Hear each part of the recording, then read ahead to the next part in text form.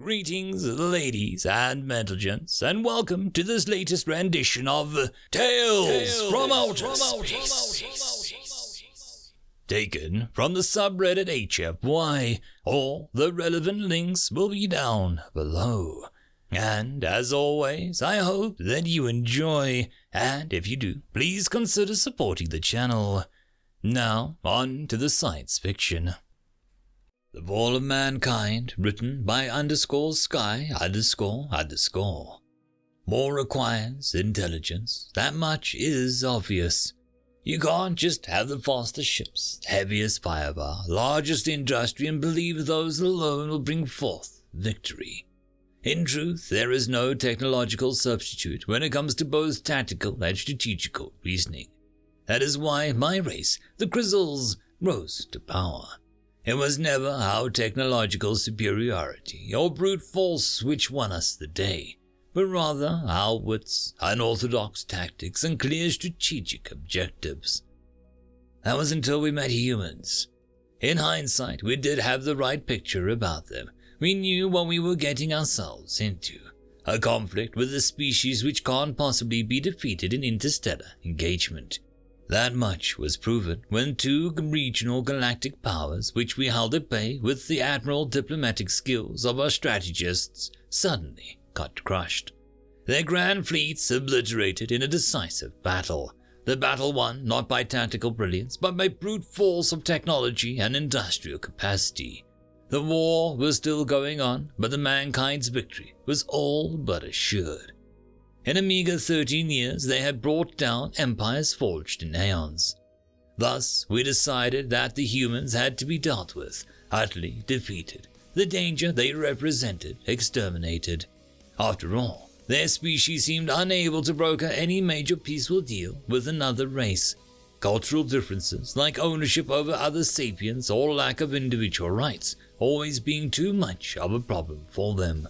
Truly, an unpractical approach to diplomacy. What was the reason why they were engaged in constant warfare ever since they left their planet? But a string of initial lucky victories transformed them into a local power. And with the last major war of theirs soon to end, they would rise to absolutely dominate their part of the galaxy completely unchallenged. While we were able to easily subdue many others without diplomatic or staggering economical prowess, the reign as true power whilst others wasted their resources in conflicts, it was obvious such approach would not work against the humans who were now drunk of their victory. This time we required strictly military approach, even more so considering the main brunt of the humans' force was still busy with mopping up the remnants of the last war's resistance. We had a brief time window. However, instead of fighting their fleet, which was objectively truly superior, we decided to turn this into a ground war, a grueling war of attrition. They would be forced to invade every planet, moon, or megastructure. Their reasoning being that the humans barely had any ground forces on their own to speak of, investing everything they had in their fleet. There, on the surface of planetary bodies, they would have to fight against our warrior caste, the elite of the galaxy. Legions which swept aside anything ever thrown at them. Executing this, however, required initial high-risk attacks. Trillions of Planet 4 class vessels attacking at the same time, most of them without any fleet escort. We simply could not afford to try and protect them all. Many would be sacrificed. That was the initial thinking on our part. Launching simultaneous invasions of countless worlds, capturing as many planets as possible by surprise, with the civilian population as intact as possible. Thus, we would be able to use them as a living shield. No human, even unless their AIs would class a planet with millions or billions of their own still there. That was the human weakness, the flaw that we would abuse to the extreme. Carefully, we went over every single detail, optimized our tactical approach, synchronized our strategic objectives for the myriad of possible scenarios. It was a mother of all plans, the military operation whose complexity was unrivaled in the known history. A harsh task for our armed forces, but planning makes perfect. Naturally, we tried to improve our odds in every way possible. Alternate methods were carefully employed. Then, out of nowhere, everything started falling into the right spots for us. One by one, our unorthodox way of warfare started paying its dividend. Firstly, our own cyber warfare division in particular performed spectacular. They secured pre-hacked servers and terminals all over the human space. Every part of their virtual world was now exposed to us as the physical one to our mega satellites. Following such a major success, our intelligence gathering personnel had unprecedented freedom of movement. The level of infiltration they managed to achieve, foregoing documents, codes, etc. Humans might have had a mighty fleet, planet-wrecking battleships, carriers capable of swarming entire systems, but that made them overconfident. When we struck, it would all be for nothing. Useless. However, despite the brilliance of our cyber warfare and intelligence-gathering elements, which have broken all known records of efficiency during their preparations for the upcoming war, it was our Economic Warfare Committee which blew everything away. Under the pretense of peaceful trade, they arranged the level of surprise for our side which skyrocketed our estimates for the war's end. At first, we expected it would take dozens of years at the very least before we might be able to bring humans to negotiations table. They were already severely exhausted economically by their current conflict, thus a true war of attrition should have been out of their capacity. 10 years would likely be enough time to fully subdue them. We reasoned like that. Suddenly, that figure turned into barely 3 months, as by a stroke of genius, one of our economic warfare AIs was able to strike a trade deal by which we would be able to smuggle trillions upon trillions of our soldiers on enemy planets as if they were nothing more than merchandise. The fact that humans did not support slavery under the circumstances only spoke volumes about the level of success we witnessed on our own part, mostly because we, like many other races, did not practice slavery. But still, labeling them as merchandise was tricky, and we were not sure it would work. Transferring our own biological individuals over their space as if they were raw resource. Brilliant. By now, the elemental surprise was on our side to the extreme that we could hardly believe. Our invasion fleet would steamroll through the human space under the pretense of being civilian shipping, striking every single of their planets simultaneously before they could attract their fleet in a meaningful way. To make it even more absurd, some of our ships would actually be escorted and protected by the human fleet, as their own species actually had problems with piracy on their own space, something practically unheard of in our far more disciplined civilization. Then, they even offered us their very own civilian ships to carry our troops. You can thus imagine our astronomical level of performance we were able to accomplish in unorthodox warfare.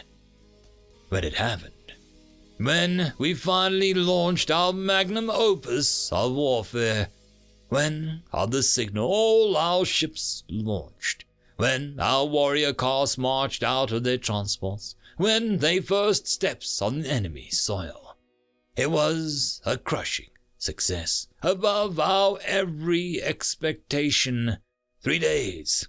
It took only 3 days for us to capture every single one of their planets.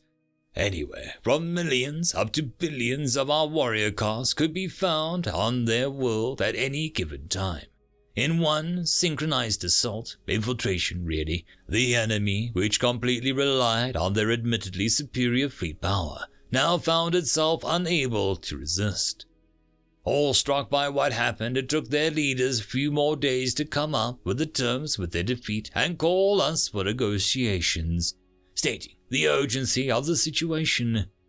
Expectedly, our own troops, perfectly disciplined, performed their best to keep our advantage, our living shield, functional, not being idiots to incite unrest. We were pragmatic like that, not kidding any who collaborated with us. In instance, it was a perfect, flawless victory. Out of the hundreds of trillions of our soldiers, a minuscule number died during the invasion. The human losses were also low in that regard. Without standing ground military, they saw no point in resisting.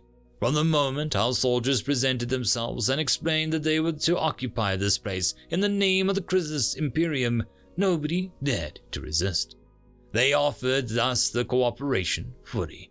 Everything we asked for, we were immediately given by the locals, be it food for our troops, or access to the buildings which were deemed to be of strategic importance, or even the use of their own police forces in policing their own citizens.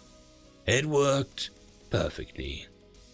Humans showed themselves to be surprisingly subservient when faced with overwhelming force. Their machines and AIs even more so. Occupation was completed with an ease that our most optimistic military planners could not imagine. In a way, we were more stunned than the humans.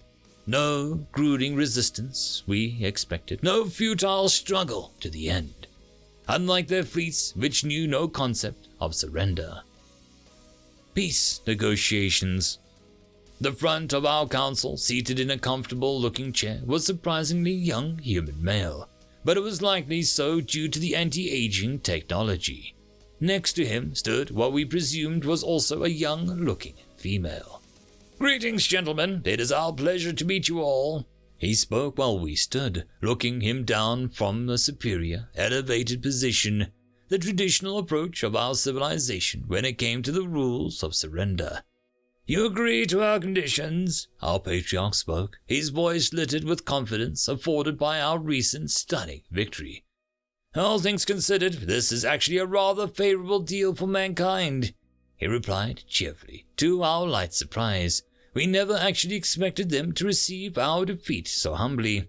"Indeed," answered the patriarch. "You'll find out that we are a pragmatic race after all. Your civilian population can't testify to that much. In truth, we only required for our soldiers to stay where they were and keep on the occupation for an unspecified time period, adding a few favorable trade deals for us, naturally. The economy was vital to every species functioning after all. When it comes to enemy fleet, we will deem it ridiculous to force them to demolish it. Such a request might force them to do something desperate. We did not want to risk it. Instead, a treaty obligated their military fleet to fight on our side if the needs arised. Total subjugation indeed. But then the human spoke. "There's just one thing really. Well, it was only expected that they would try and sway the deal in a way a little. After all, their fleet was still virtually intact." "What thing?" "Well, members of your race are stationed on our worlds. As you can imagine, it presents a substantial expenditure to feed and provide for all of them. Even more so if we take in the account that they are to stay for an unspecified period of time." He was making a good point, and rather a fair point. Now, when their civilization was under constant occupation, it might be highly unrealistic for them to be able to perfectly provide for our warrior class. "Understandable," answered the patriarch. "We will take care of any expenses regarding their requirements, as long as they are occupying your planets." "Perfect." The wide smile escaped the young human. Was he truly worried his people might starve due to the lack of resources, or something similar? "I am glad you two could personally witness the pragmatism of my race," replied the patriarch. "Absolutely." He shook his head. "I must admit, I was rather worried about how all of this would play out. This deal means a lot for mankind as a whole." "On that, we agree. Sorry, it had to end this way." Diplomatic skills of our patriarch are truly amazing. Trying to ease the defeat of the human. Nonsense. Nothing to be sorry about. Disputes are an everyday part of life. I'm glad you answered our call so quickly and put such a significance into solving it. "What exactly do you mean?" Cheerfully tone of voice this human was partially confusing our patriarch. Even he did not expect this level of positive reaction from the human representative. Isn't it obvious? You yourself present the highest political authority of your species. To think that you would personally arrive here to lead these negotiations, it really shows how serious your species is about upholding your end of the bargain. Oh, so that's why. Humans were afraid we might turn on our word, send some low-level diplomat, and use that as an excuse to nullify the agreement at a later date. Dishonor our treaty, possibly turn genocidal. You can rest assured I give my word that as long as you keep your end of the deal, nothing bad will happen. With those final words, our entire committee personally signed the peace deal, took their copy, and left the room. After the doors closed, everything was silent for a dozen seconds. After the door closed, everything was silent for a dozen seconds or so. Until, yeah! The young man screamed out of depths of his lungs, and the girl next to him was clapping his honor. Can you freaking believe it, Stacy? I've done it! I've saved mankind! He turned towards the girl. Daniel, don't know what to say. It all happened too quickly. It still seems unreal. The girl was now shaking, but it is real as it gets. Sassy grin all over his face. The girl's hands were now twitching, her eyes weary. They did not even mention any incident I thought that they would be furious about. But she was interrupted by Daniel. The recent terrorist attack on the patriarch xenophobes that killed a dozen Crizzles, he clarified. Yeah, I was terrified about how they might react. Indeed, they did not even mention it. Though I did hear from the authorities that Crizzles tracked the terrorist cell on their own and called our police forces to imprison all the members. Thank God, I was nervous that they would go berserk about it. Stacy allowed herself to breathe out a heavy sigh. David took her and a bit awkwardly. It's all right. Just calm down. It's all over. It's just that they arrived so suddenly, it hasn't even been a week, and all of them will be staying for an unspecified amount of time. She took a few steps away. Well, they must really like it there. He shrugged his shoulders. Stop joking. All the planets are completely occupied. She spoke, slight worry in her voice. We are operating way above our capacity, sustaining hundreds of trillions of their own. It is a daunting task. Oh, Stacy. Dear Stacy. A slight smile creeping on Daniel's face. You are a freaking logistical wizard, but you worry too much. He took a few towards her. Their patriarch, literally the patriarch himself, just stood there in front of you and said that they would cover all expenses. Her eyes lightened. The realization that the deal was indeed struck flashed all over her face. Only now she realized it was all real. You're right, Daniel. It was just under so much stress the entire month. And last week, it was a literal hell. Stacy, I understand. You just witnessed history. We saved the entire Terran economy from total collapse. It was on the brink, but we managed. She simply looked at him and smiled, then winked. So, what do you say we go and celebrate this? Abso-fucking-lutely. He poured a bottle of wine that he had been preserving for just this occasion. After all, he spoke with haste, seductively looking at her. It's not every day your travel agency gets trillions of new customers willing to visit Terran space and revitalize our economy. That last freaking war against those two empires was expensive. Mankind really needed this. Stacy just smiled. To think the Crizzles Imperium would go through us personally to reserve every available hotel and apartment in the entirety of Terran space. I can't believe it. Yeah, my darling, Daniel said while opening the wine bottle. I knew this would pay off the moment the AIs contacted us. Really? She moved her hair over her shoulder, teasing him with a bit of slight touch with her hand. How so? Those guys have never heard of the concept of tourism before. It was like selling an ice cream to a rich kid that has never eaten it. And do not let me start talking about the number of tickets I sold for them cruise ships. They were absolutely thrilled with the idea of some of our own ships carrying their people to our planets. Wow, Stacy said. And you actually managed to convince our own government to give you negotiating rights. Are you kidding? Answered Daniel. Our economy was so exhausted that this tourism deal with the Cruzils was their only chance of saving it. Of course, they were willing to give me the authority to agree on some pesky trade concessions with the Cruzils. It's nothing compared to what we get by having all of our tourist capacities filled all over the year. Hell, the tourism is now officially by far the strongest branch of the Terran Union's economy. Even the part where our military fleet is obliged to respond and help them in any conflict. Her voice was a bit hesitant. David took a sip of the wine, then continued, Hell, the President and the generals were insisting I propose it even before the Cruzils requested it. We can't let anybody think they can mess with our only trade partner, obviously. And that is the story of how the founder of Terra Travels Company and his girlfriend Stacy were able to broker the economic deal of the history with the Cruzils Imperium, as it was the first major peace deal humanity was ever able to broker with another race. It seemed only fitting to name it the Peace Deal. A time of true peace and prosperity between the Cruzils Imperium and the Terran Union was just about to start. End of story.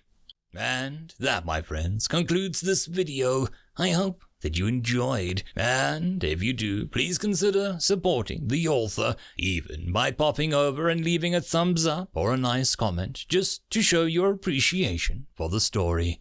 However, if you wish to support this channel, there are links down below which will help immensely.